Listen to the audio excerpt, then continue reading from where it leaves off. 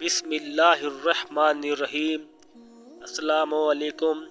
मैं हूं आपका दोस्त अब्दुल कादिर और आज की इस वीडियो में मैं आपको बताऊंगा कि नाखून काटने की क्या फजीलतें हैं, नाखून काटने के क्या फ़ायदे हैं और नाखून किस दिन काटने से आपको क्या फ़ायदा होगा, नाखून काटने की सुन्नतें क्या हैं। यह सब कुछ मैं आपको दीनी और दुनियावी दोनों तरीक़ों से बताने की कोशिश करूंगा। नाखून काटने के फ़ायदे न केवल आपको बीमारियों से बचाते हैं बल्कि इसके अन्य कई फ़ायदे भी होते हैं। नाखून काटने से जुड़ी कुछ ख़ास बातें। पेरोंचिया का नहीं रहता है ख़तरा। यह एक मेडिकल कंडीशन है। इसमें पैरों के अंगूठे के आसपास की त्वचा में लाल निशान उभर जाता है। इसे पेरोंचिया कहते हैं। इसलिए पैरों के नाखून को काटकर रखने चाहिए। नाखून काटने से तनाव कम होता है। दरअसल नाखून बड़े रखने से आपके शरीर में ऊर्जा का संचार ठीक तरह से नहीं हो पाता है। इस कारण आपको तनाव महसूस होने लगता है। इसलिए नाखून काटना बेहद आवश्यक है। ये तो हम सभी जानते हैं कि बड़े नाखून नहीं रखने चाहिए।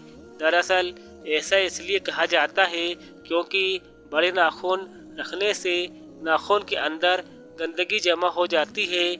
यह खाना खाते समय हमारे पेट में जाकर हमें बीमार कर देती है। इसलिए नाखून को समय समय पर काटते रहें।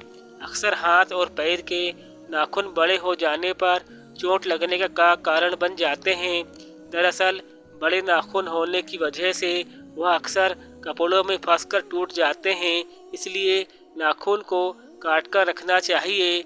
नाखून न काटने की वजह से इनके अंदर काफ़ी इन्फेक्शन का खतरा बढ़ जाता है। इससे पस यानी कि मवाद बनने की आशंका रहती है। इसलिए नाखून को काट कर रखना चाहिए। दरअसल नाखून न काटने की वजह से यह बड़े होने पर पैरों के अंदर चले जाते हैं, जिसके बाद यह बहुत दर्दनाक स्थिति भी बन जाता है। इस स्थिति में ऑपरेशन की ज़रूरत पड़ सकती है। इसलिए इस समस्या से बचने के लिए नाखूनों को छोटा करके ही रखें। नाखून काटने की फजीलत, नाखून काटने के फ़ायदे यह हैं। हज़रत अबू हुरैरा रज़ियल्लाहु तआला अन्हु से मरवी है कि सरकार मदीना सल्लल्लाहु अलैहि वसल्लम ने फरमाया है, जो नाखून को ना तराशे वो हम में से नहीं है।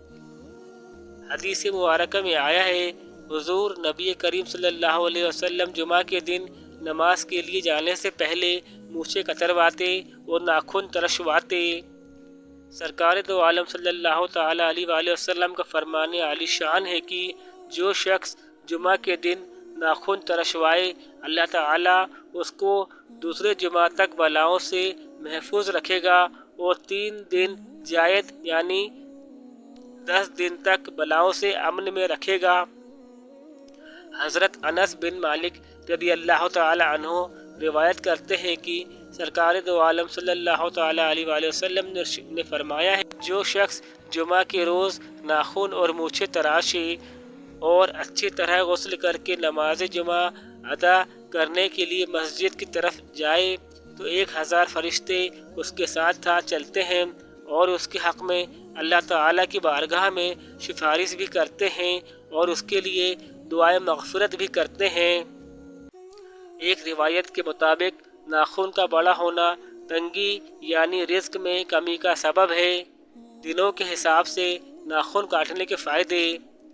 पहला, शनिचर के दिन जो नाखून तराशेगा उससे बीमारी निकल जाएगी और शिफा दाखिल होगा। दूसरा, पीर यानी कि सोमवार के दिन नाखून तरशवाने से जुनून यानी पागलपन जाएगा और सेहत आएगी।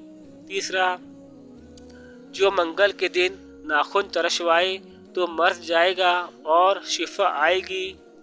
चौथा, बुध के दिन जो नाखून तरशवाए तो वसवास यानी वहम गुमान व खौफ निकलेगा और अमन व शिफा आएगी। पाँचवा, जो जुमेरात को नाखून तराशे जुज़ाम यानी कोहड़े की बीमारी जाए और आफियत आए। छठवा, जो शख्स जुमा के दिन नाखून तरशवाए रहमत आएगी और गुनाह जाएंगे। 7वां, हज़रत अनस रज़ी अल्लाह तआला अन्हु का बयान करते हैं कि 40 दिन के अंदर ही अंदर नाखून तराश लेना चाहिए। 8वां, लंबे नाखून शैतान की नशिस्त गाह यानी कि बैठक है, यानी इन पर शैतान बैठता है। 9वां, दांत से नाखून काटना मकरूह है, इससे मर्ज बर्स यानी सफ़ेद दाग पैदा होने का अंदेशा है। नाखून तराशने का तरीका। नाखून काटने का तरीका सरकार दो आलम सल्लल्लाहु अलैहि वसल्लम से इस तरह साबित है कि पहले सीधे हाथ की शहादत उंगली से शुरू करके तरतीब बार छोटी उंगली समेत नाखून तराशें, मगर अंगूठा छोड़ दें। अब उल्टे हाथ की छोटी उंगली से शुरू करके तरतीब बार अंगूठे समेत नाखून तराश लें। अब सीधे हाथ का जो अंगूठा बचा था उसे भी काट लें। दोस्तों, आपको यह मेरी छोटी सी वीडियो कैसी लगी है मुझे कमेंट करके बताइएगा।